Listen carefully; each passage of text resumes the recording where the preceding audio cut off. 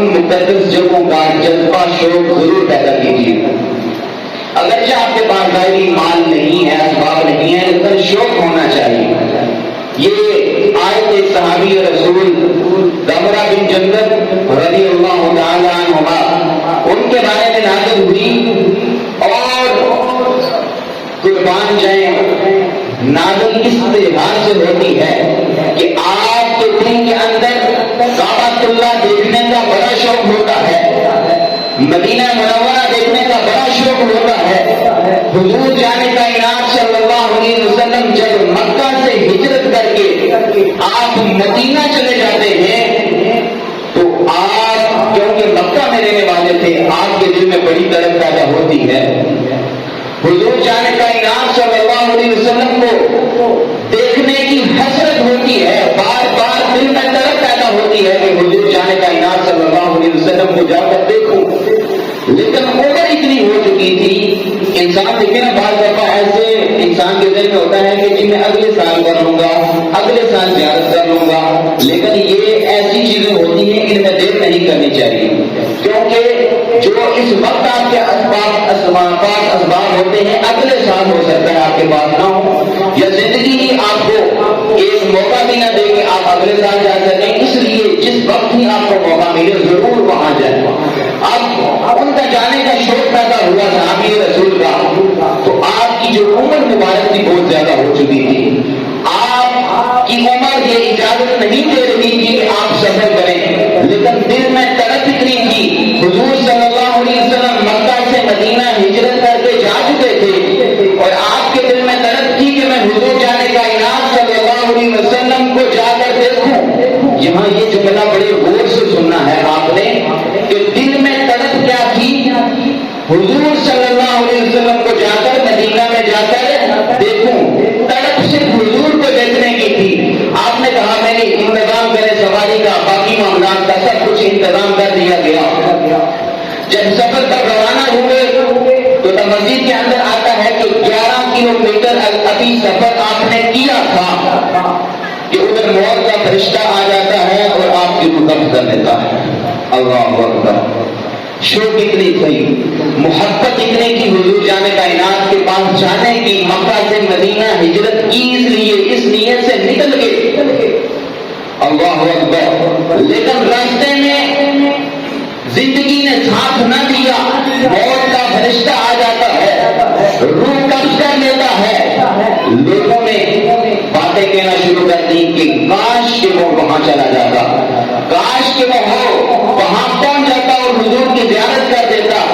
ابھی لوگ یہ باتیں ہی کرتے رہے کہ قرآن مجید میں اللہ رب العزت نے یہ حکم نازل فرما دیا کہ فقط وقع اجرہ علی اللہ، کہ جو بندہ بھی اللہ رب العزت اور اس کے رسول کی طرف اس نیت سے ہجرت کر دیتا ہے، اگر درمیان میں موت بھی واقع ہو جائے فقط وقع اجرہ علی اللہ، اس کا اجر اللہ رب العزت اسے عطا فرما دیتا ہے. یعنی بتانا مقصود کیا تھا کہ اگر دل میں تمہارا ارادہ پکا ہے، دل میں تمہارا یہ نیت پکی تم نے کر لی ہے کہ میں نے اس در پہ جانا ہے اور ہمیشہ اس در کی طرف سوچتے رہتے ہو، لیکن اگر ساری زندگی بھی تمہیں مال معین نہیں ہوتا ہے، اسباب معین نہیں ہوتے ہیں کسی وجہ سے، لیکن دل میں طلب رکھتے ہو ادھر تمہاری روح جدا ہوگی، اللہ تمہیں حج کا بھی ثواب عطا فرمائے گا، عمرے کا بھی ثواب عطا فرمائے گا. صرف دل میں طلب رکھنی ہے. دل میں طلب رکھنے کے لیے ایک آسان سی بات آپ کو بتا کر پھر اپنی بات آگے بڑھاتا ہوں کہ ایک پاسپورٹ کے اوپر انسان کا جو بچہ 8 سے 10 ہزار آتا ہے، یہ بھی ایک اسباب ہے. یعنی ظاہری سبب آپ کے اختیار میں ہے، آپ اس کو بنوا سکتے ہیں. اور نیت کیا ہونی چاہیے کہ ہم نے حضور صلی اللہ علیہ وسلم کے اس در کی حاضری کرنی ہے. اسی طرح ایک شخص کا واقعہ ہے کہ اس نے فقط اس نیت سے، اس کے پاس کوئی اور مال نہیں تھا، کوئی اور اسباب نہیں تھے، لیکن اس نے کہا کہ چلو پاسپورٹ تو بنوا لیتے ہیں، جانا مقدر کی بات ہے. ادھر پاسپورٹ بنانے کی دیر تھی، اسباب اللہ نے مہیا کیے، ادھر اللہ رب العزت کے گھر میں جا کر حاضر ہو جاتا. اسباب اللہ رب العزت پیدا کر دیتا ہے، دل میں شوق ہونا چاہیے. اب یہ بھی ذہن میں رکھیے، اللہ اکبر، آج کچھ لوگ اپنے مذہب میں اتنے گمراہ ہو چکے ہیں، انہوں نے گمراہیوں کا اتنا لبادہ اپنے اوپر اوڑھ لیا ہے کہ جب حضور صلی اللہ علیہ وسلم کی ہم محبت کی بات کرتے ہیں تو ہم پر شرک کے پتے لگ جاتے ہیں۔ اب یہاں پر جو صحابی نے سفر کیا تھا، دیکھیے فقط سفر یہ کرنا نہیں تھا کہ میں صفا مروا کی سعی کروں گا، میں کعبہ اللہ کا طواف کروں گا، بلکہ نیت یہ تھی، فقط یہ نیت تھی کہ میں حضور صلی اللہ علیہ وسلم کے دیدار کے لیے حاضر ہوں گا۔ تو جب حضور صلی اللہ علیہ وسلم کے دیدار کے لیے حاضر ہوگا، فقط نیت یہ تھی، لیکن جب اللہ نے قرآن مجید میں حکم نازل فرمایا یہ اس کی ہجرت اللہ اور اس کے رسول کی طرف تھی، یعنی اللہ نے بتانا کیا تھا اس آیت میں کہ جس بندے نے بھی فقط حضور صلی اللہ علیہ وسلم کو تصور میں رکھ کے فقط ان کے لیے نیت کی، حقیقتاً وہ حضور صلی اللہ علیہ وسلم کی طرف نیت کر کے سفر کرتا ہے۔ قرآن کہتا ہے تم سفر تو حضور کی طرف کر رہے ہو، لیکن حقیقت میں یہ اللہ کی طرف سفر کر رہا ہے۔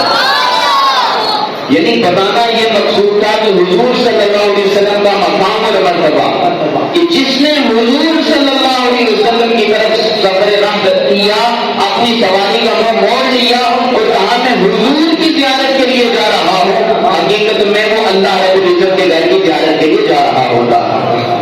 اب وہاں پر دیکھیے کعبۃ اللہ جس کی تعمیر ہوئی اور حضرت ابراہیم علیہ الصلوۃ والسلام اور حضرت اسماعیل علیہ الصلوۃ والسلام نے کی، اب وہ جو مقام ہے مقام ابراہیم جسے کہتے ہیں، جس پر کھڑے ہو کر حضرت ابراہیم علیہ الصلوۃ والسلام نے کعبہ کی تعمیر کی، وہ مقام ابراہیم اتنی مقدس جگہ ہے کہ جب آپ عمرہ کر لیتے ہیں تو وہاں پر 2 رکعت نفل پڑھنا یہ انسان کے اوپر ضروری ہوتا ہے، اور مقام ابراہیم کے جتنی بھی جگہ ہے ان میں جہاں جگہ ملتی ہے وہاں نفل پڑھنا یہ ضروری ہوتا ہے۔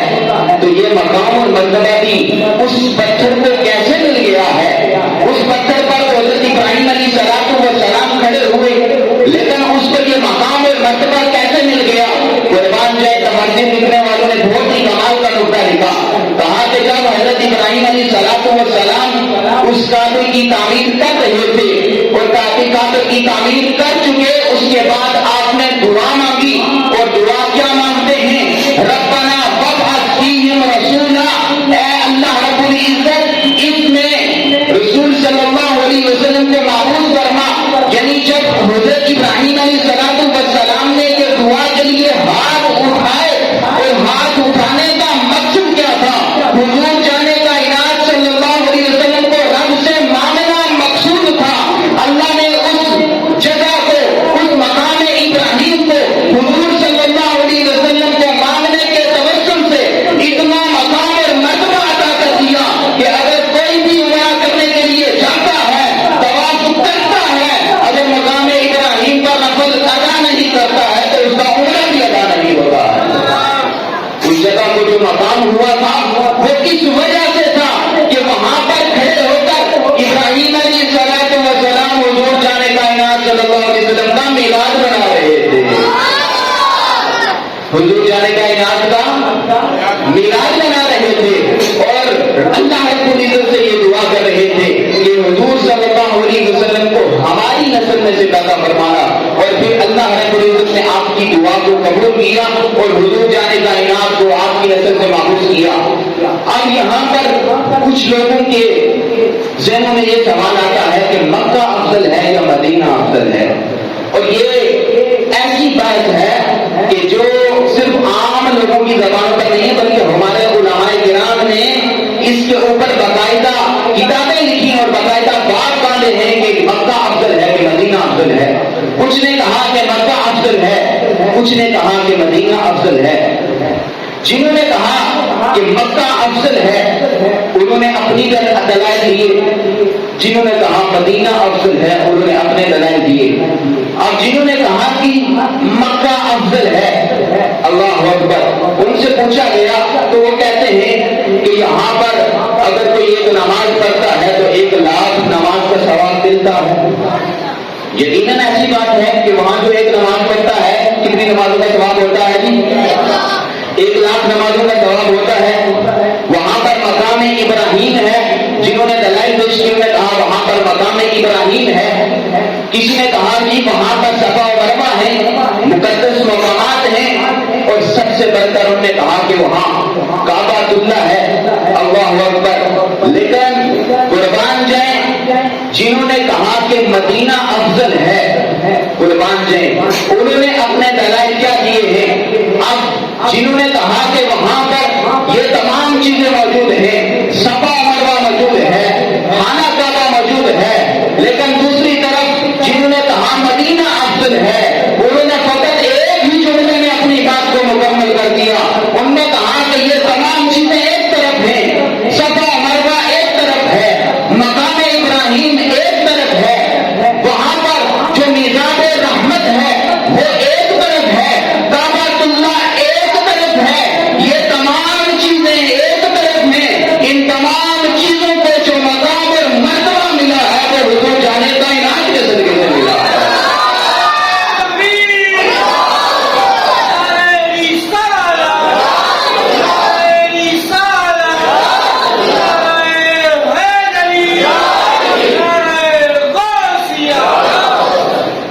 जिन्होंने कहा कि मक्का अफजल है, वहां उन्होंने कहा कि काबातुल्लाह मौजूद है। क्या मौजूद है जी? काबातुल्लाह मौजूद है। अब कुर्बान जाए खुद जिनको उन्होंने दलील बनाया कि काबातुल्लाह अफजल है, उसी काबातुल्लाह से पूछ लेते हैं कि बता कि मक्का अफजल है या मदीना अफजल है। तो जो है आप सबकी मोहब्बत है, सुभान अल्लाह। सारे मिलकर मोहब्बत है, सुभान अल्लाह। मोहब्बत की बात है, तवज्जो रखिएगा। खुद काबा से अब इंसान के दिल में सवाल आता है, वो तो पत्थर का घर है, वो कैसे जवाब देगा? अल्लाहु अकबर।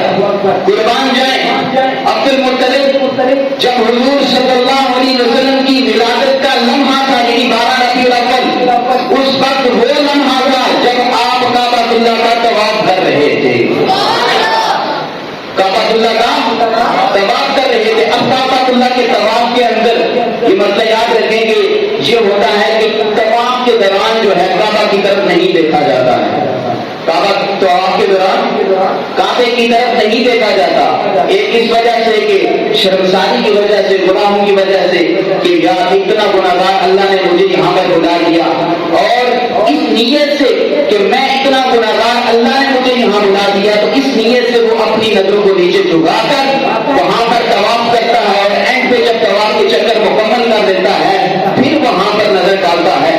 अब अब्दुल मुत्तलिब जब आप तवाफ कर रहे थे और उस वक्त वो लम्हा था जब 12 रबीउल अव्वल हुजूर जाने का इनाम सल्लल्लाहु अलैहि वसल्लम की विलादत का लम्हा था।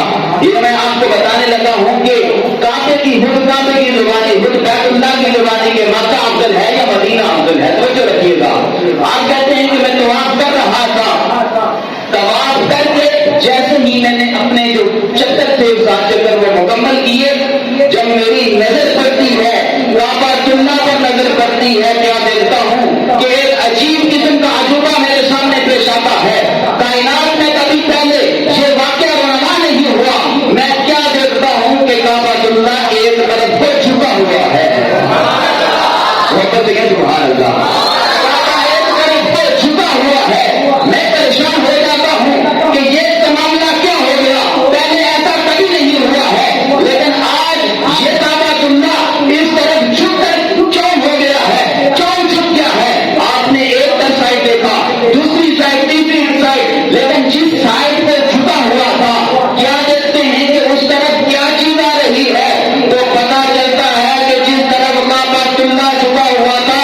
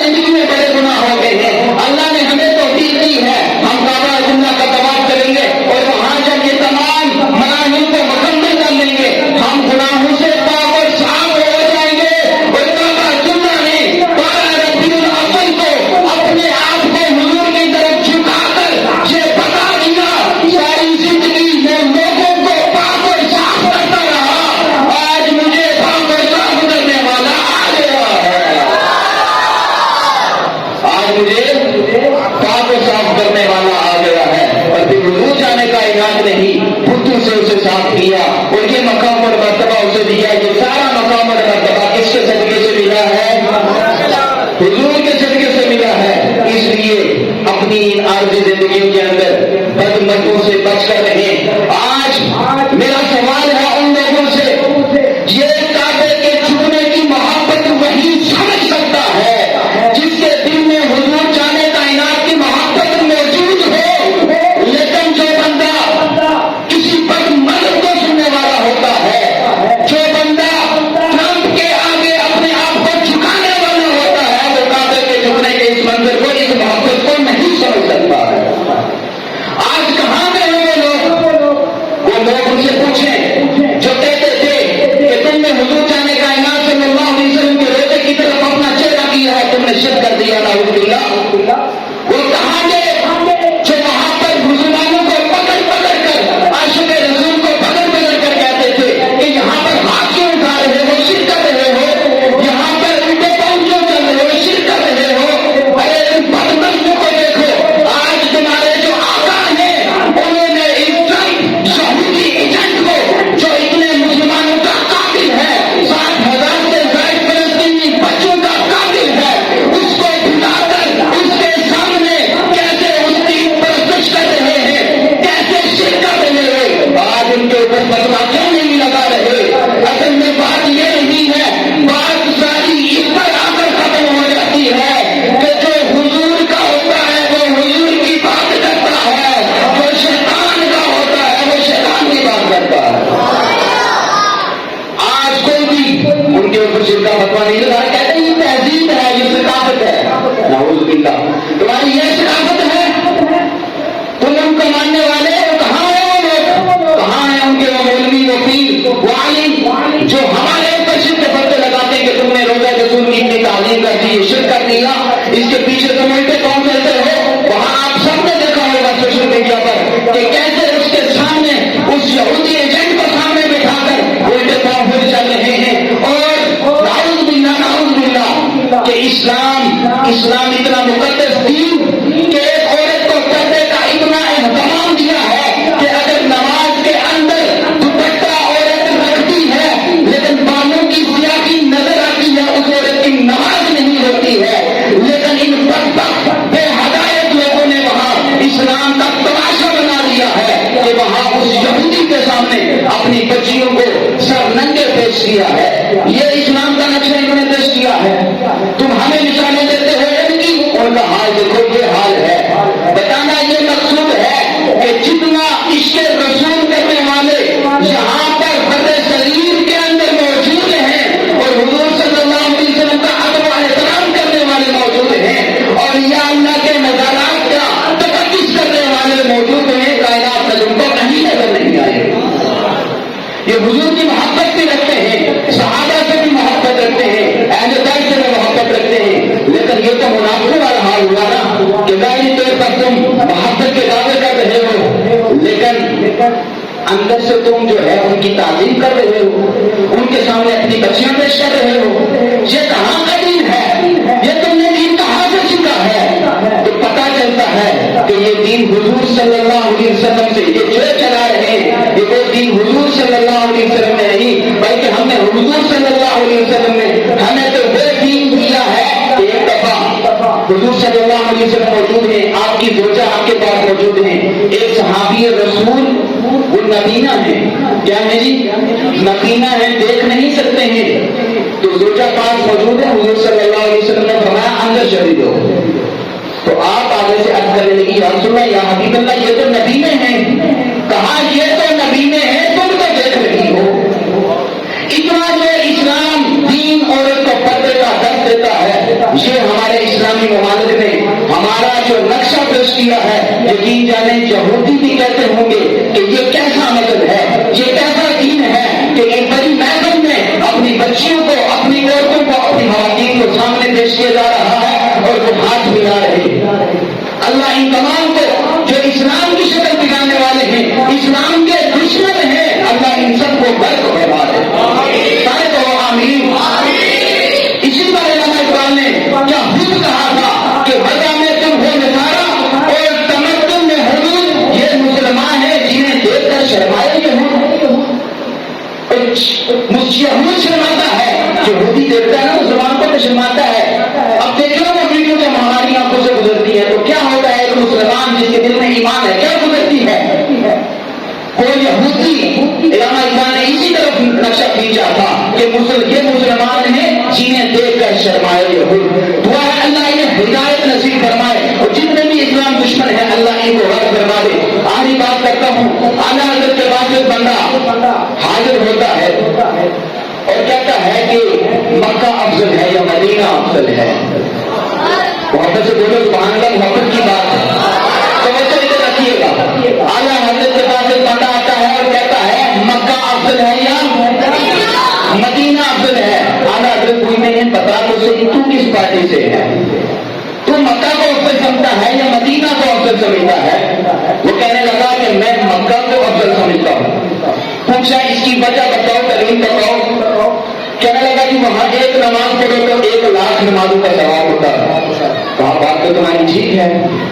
कहा इसके अलावा, कहा कि अंबिया किराम, अक्सर अंबिया किराम के जितने मज़ार हैं फरमाया कि वो यहाँ पर है इस वजह से। अब आला हज़रत अज़ीमुल बरकत रहमतुल्लाहि तआला अलैह आपने क्या खूबसूरत जवाब दिया। कहा कि तमाम अंबिया आए, पहले अंबिया की शरीयतें आई हैं, लेकिन वहां पर काबा में अगर कोई नमाज पढ़ता था 1,00,000 नमाज का सवाब नहीं मिलता था। ये 1,00,000 की नमाज पढ़ने को तुम्हें सवाब मिल रहा है, ये हुजूर जाने का इनाम के सदक़े से मिल रहा है। इसलिए फरमाया कि दिल में हुजूर सल्लल्लाहु अलैहि वसल्लम की मोहब्बत और दलील को दर्जा देना और फिर इन मकामात की ज़ियारत करना और फिर जाकर इन दर पर हाजिरी दोगे तो तुम्हें कल भी सकून होगा। आला हज़रत अज़ीमुल बरकत रहमतुल्लाहि तआला अलैह आपने ही इसी पर क्या हुक्म लिखा था कि शहंशाह आओ शाहे मदीना का रोजा देखो, काबा तो देख चुके हो, काबे का काबा देखो।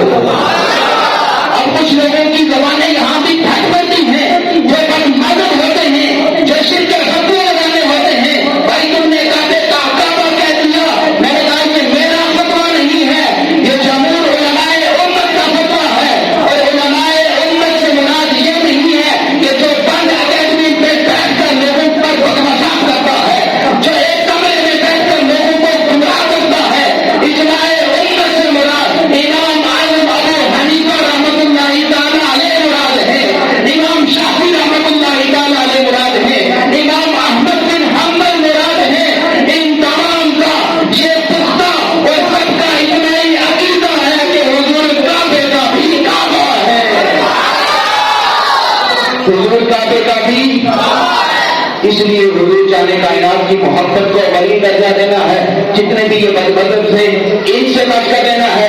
आखिरी बात सिर्फ ये इलामा इकबाल की एक बात है, उनके एक शेर की जो सारी तशरीह है उसका निचोड़ आपके सामने रख रहा हूँ कि आपने कहा कि अगर कोई बंदा तुम्हारे पास हाजिर होता है और कहता है कि मुझे हंजर लगता है और मैं जिंदा बच जाता हूँ, तो बजाय तो मानने वाली बात नहीं है, लेकिन उसकी बात को मान लेना कोई बात नहीं है। दूसरा कहा अगर तुम्हारे पास वो बंदा आता है जो कहता है कि मैंने सांप का मुंह खुलते हुए देखा, उसके मुंह से मीठा पानी निकलता है, आपने कहा कि ये बजाय तो बात मानने वाली नहीं है, लेकिन मान लेना जिसकी बात